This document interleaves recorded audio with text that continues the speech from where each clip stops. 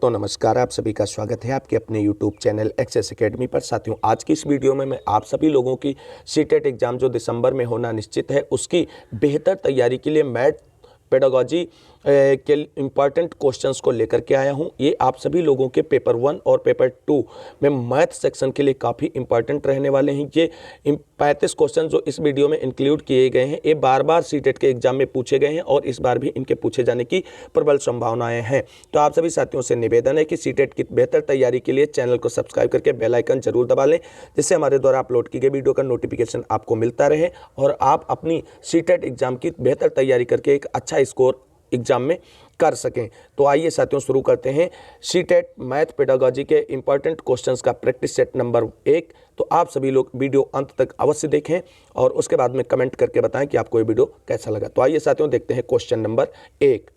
तो question number 1 है, प्रिया गणितीय प्रश्न करने में निपुण है, उसमें किस प्रकार की बहुबौद्धिकता की अधिकता है? ऑप्शन ए भाषाई बुद्धि, ऑप्शन बी तार्किक बुद्धि, ऑप्शन सी अंतर्वैयक्तिक बुद्धि, ऑप्शन सी मनोगत्यात्मक बुद्धि। तो क्वेश्चन नंबर 1 के लिए राइट आंसर होगा साथियों ऑप्शन नंबर बी तार्किक बुद्धि, क्योंकि गणित से संबंधित है, इसीलिए इस प्रश्न का राइट आंसर ऑप्शन बी होगा तार्किक बुद्धि। क्वेश्चन नंबर 2 देखते हैं। क्वेश्चन नंबर 2 है, वस्तुनिष्ठ परीक्षण की सर्वाधिक महत्वपूर्ण विशेषता है? ऑप्शन ए विश्वसनीयता, ऑप्शन बी वैधता, ऑप्शन सी वस्तुनिष्ठता, ऑप्शन डी ये सभी। तो क्वेश्चन नंबर 2 के लिए राइट आंसर है ऑप्शन नंबर ए विश्वसनीयता। आगे देखते हैं साथियों। क्वेश्चन नंबर 3 है, सर्वाधिक प्रभावशाली शिक्षण सामग्री है? ऑप्शन ए अप्रक्षेपित, ऑप्शन बी प्रत्यक्ष अनुभव, ऑप्शन सी प्रक्षेपित, ऑप्शन डी इनमें से कोई नहीं। तो 3 के लिए राइट आंसर है ऑप्शन नंबर बी प्रत्यक्ष अनुभव सबसे अधिक प्रभावशाली शिक्षण सामग्री है। आगे देखते हैं। क्वेश्चन नंबर 4 है, मूल्यांकन का निकटतम संबंध होता है? ऑप्शन ए विषय वस्तु से, ऑप्शन बी मूल्यांकन प्रवृत्तियों से, ऑप्शन सी उद्देश्यों से और ऑप्शन डी सीखने की क्रियाओं से। तो 4 के लिए राइट आंसर है साथियों ऑप्शन नंबर सी मूल्यांकन का निकट संबंध उद्देश्यों से होता है। आगे देखते हैं क्वेश्चन नंबर 5। तो क्वेश्चन नंबर 5 है, अंक गणित की 4 मूलभूत संक्रियाएं हैं और ये सीटेट एग्जाम में बहुत बार पूछा गया क्वेश्चन है। तो option A, option B, option C और ऑप्शन डी आप सभी लोग देखें और बताएं इस प्रश्न का राइट आंसर क्या होगा। तो क्वेश्चन नंबर 5 के लिए राइट आंसर होने वाला है आप सभी का क्या होने वाला है? ऑप्शन नंबर डी योग, व्यवकलन, गुणा और भाग, यानी जोड़, घटाना, गुणा और भाग जो है अंक गणित की 4 मूलभूत संक्रियाएं हैं। आगे देखते हैं साथियों। क्वेश्चन नंबर 6, किसी प्रकार के मूल्यांकन का मुख्य अभिप्राय विद्यार्थियों को फीडबैक देना है, यानी किस प्रकार के मूल्यांकन का जो मुख्य है उद्देश्य विद्यार्थियों को फीडबैक देना होता है?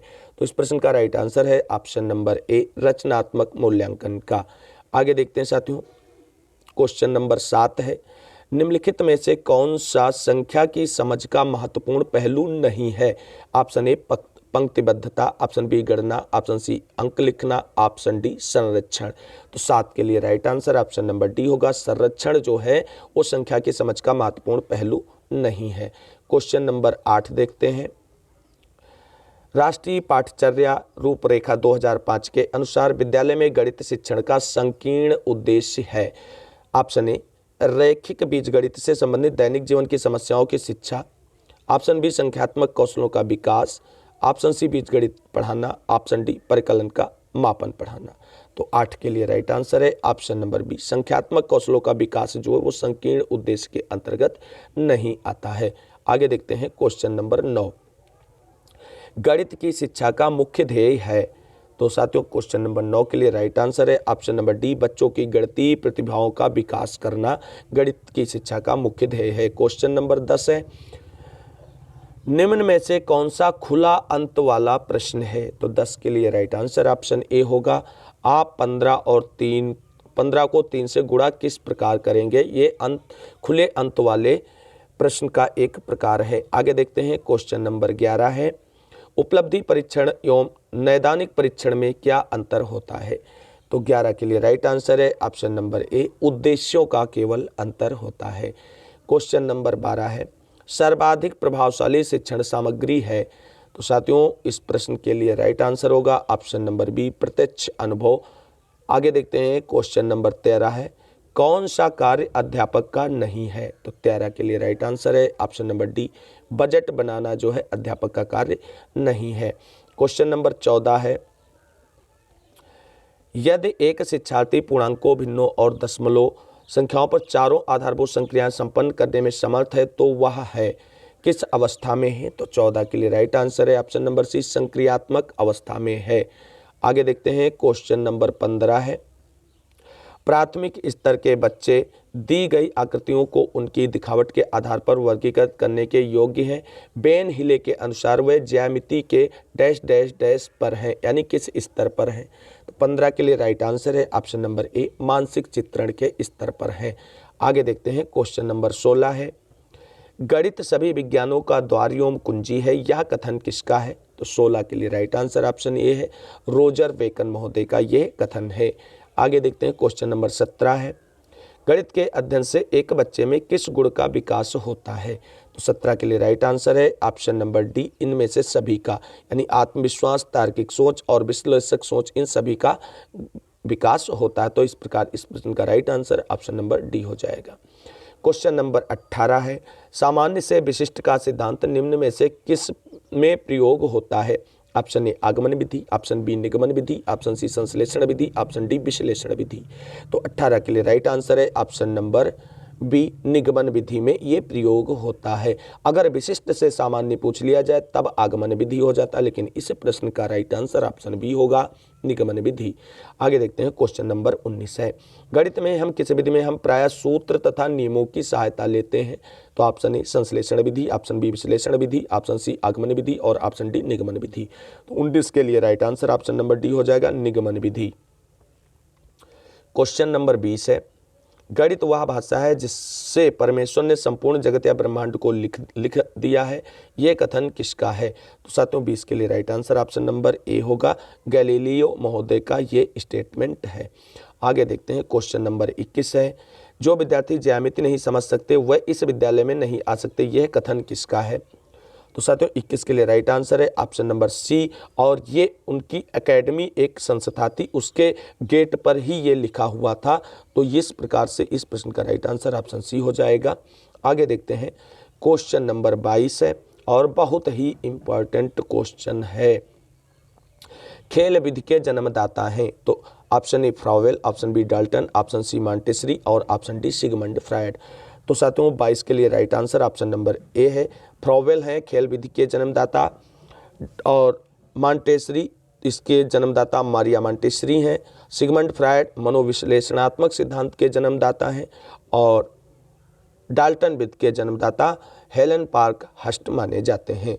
आगे देखते हैं क्वेश्चन नंबर 23 है, उपचारात्मक शिक्षा की जरूरत होती है, यानी क्यों होती है, किसके लिए होती है? ऑप्शन ए मंदबुद्धि बच्चों के लिए, ऑप्शन बी पिछड़े बच्चों के लिए, ऑप्शन सी सामान्य बच्चों के लिए और ऑप्शन डी इनमें से सभी के लिए। तो साथियों क्वेश्चन नंबर 23 के लिए राइट आंसर क्या होने वाला है? ऑप्शन नंबर डी, इन सभी के लिए उपचारात्मक शिक्षा की आवश्यकता होती है। क्वेश्चन नंबर 24 है, गणित की भाषा में निम्न में से किसका प्रयोग नहीं किया जाता है? तो 24 के लिए राइट आंसर है ऑप्शन नंबर डी, इनमें से किसी का नहीं, यानी गणित के सूत्रों का भी प्रयोग होता है, संकेतों का भी प्रयोग होता है और गणितीय संख्याओं का भी प्रयोग होता है, इसलिए इस प्रश्न का राइट आंसर ऑप्शन डी होगा, यानी इनमें से कोई भी गलत नहीं है। आगे देखते हैं क्वेश्चन नंबर 25 है, छात्र गणितीय गणना में गति प्राप्त कर सकते हैं, किस प्रकार से प्राप्त कर सकते हैं? तो 25 के लिए राइट आंसर है ऑप्शन नंबर बी, मौखिक कार्य के द्वारा। आगे देखते हैं क्वेश्चन नंबर 26 है, गणित का भौतिक संबंध कहलाएगा? तो गणित का भौतिक संबंध क्या कहलाता है? तो गणित का भौतिक संबंध गुणांक कहलाता है, इस प्रश्न का राइट आंसर ऑप्शन ए होगा। क्वेश्चन नंबर 27 है, उपचारात्मक शिक्षण की प्रक्रिया कब तक चलती रहनी चाहिए? तो 27 के लिए right answer option number A है, जब तक छात्रों का पिछड़ापन दूर न हो जाए। आगे देखते हैं क्वेश्चन नंबर 28 है, गणित की प्रारंभिक कार्य अवस्था क्या है? तो 28 के लिए राइट आंसर ऑप्शन बी है, मौखिक गणित। आगे देखते हैं क्वेश्चन नंबर 29 क्या है, सरल ब्याज सीखे बिना चक्रवृद्धि ब्याज समझ में नहीं आ सकता, यह संबंध किससे संबंधित है? तो 29 के लिए राइट आंसर है ऑप्शन नंबर ए, यह पारस्परिक सिद्धांत से संबंधित है। आगे देखते हैं क्वेश्चन नंबर 30 है, सहायक सामग्री गणित सीखने में लाभ पहुंचाती है? किस प्रकार से लाभ पहुंचाती है? तो 30 के लिए right answer option number D, उपयुक्त सभी ढंगों से लाभ पहुंचाती है। गणित में जो शिक्षण सामग्री, सहायक शिक्षण सामग्री होती है, वो विषय वस्तु को रोचक बनाकर, विषय वस्तु को मनोरंजक भी कर देती है और कक्षा में अनुशासन को बना करके भी लाभ पहुंचाती है। इस प्रकार से इस प्रश्न का राइट आंसर ऑप्शन डी होगा। चारों ऑप्शन सही। साथियों, आगे बढ़ने से पहले फिर एक बार पुनः छोटी सी रिक्वेस्ट है, अगर आप अभी तक वीडियो को लाइक नहीं किया तो प्लीज़ वीडियो को लाइक करें, दोस्तों में शेयर करें, और जितने भाई बहन चैनल पर पहली बार विजिट करें प्लीज़ फ्री ऑफ कास्ट तैयारी के लिए चैनल को सब्सक्राइब करना ना भूलें। तो आइए साथियों देखते हैं क्वेश्चन नंबर 31। जिस विधि द्वारा गणित शिक्षण में स्थायित्व मिलता है, यानी किस विधि के द्वारा गणित शिक्षण में स्थायित्व मिलता है? तो 31 के लिए राइट आंसर ऑप्शन नंबर ए होगा, आगमन विधि। आगे देखते हैं क्वेश्चन नंबर 32 है, पूर्व दर्शित लक्ष्य जिसके लिए क्रिया की जाती है उसे क्या कहते हैं? तो 32 के लिए right answer option number D होगा, उद्देश्य। आगे देखते हैं क्वेश्चन नंबर 33 है, मौखिक गणित शिक्षण लाभदायी होता है क्योंकि इसमें क्या होता है? तो 33 के लिए राइट आंसर ऑप्शन ए होगा, इससे एकाग्रता बढ़ती है। क्वेश्चन नंबर 34 देखते हैं, छोटी कक्षाओं में क्वेश्चन है, छोटी कक्षाओं में गणित विषय में रुचि उत्पन्न करने के लिए पढ़ाने का तरीका होना चाहिए, किस प्रकार का होना चाहिए? तो 34 के लिए राइट आंसर है ऑप्शन नंबर ए, मनोरंजक एवं खेल संबंधी होना चाहिए।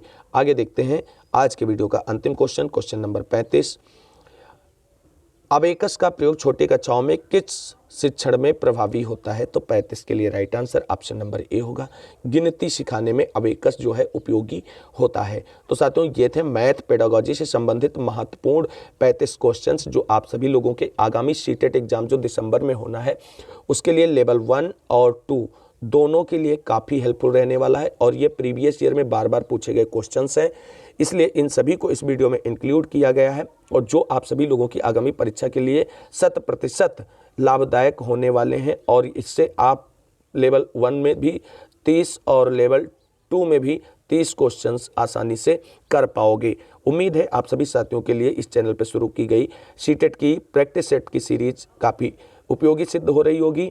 अगर आप सभी साथियों को ये वीडियो सीरीज अच्छी लग रही तो प्लीज़ चैनल को सब्सक्राइब करके बेल आइकन दबा लें, जिससे हमारे द्वारा अपलोड की गई वीडियो का नोटिफिकेशन आपको मिलता रहे और आप हमेशा अपनी तैयारी करते रहें और एक अच्छा स्कोर सीटेट एग्जाम में कर सकें। साथियों, मिलेंगे अगली वीडियो में नेक्स्ट प्रैक्टिस सेट के साथ। तब तक के लिए सभी साथियों को जय हिंद, जय भारत, वंदे मातरम। आप सभी साथियों का दिन अच्छा हो।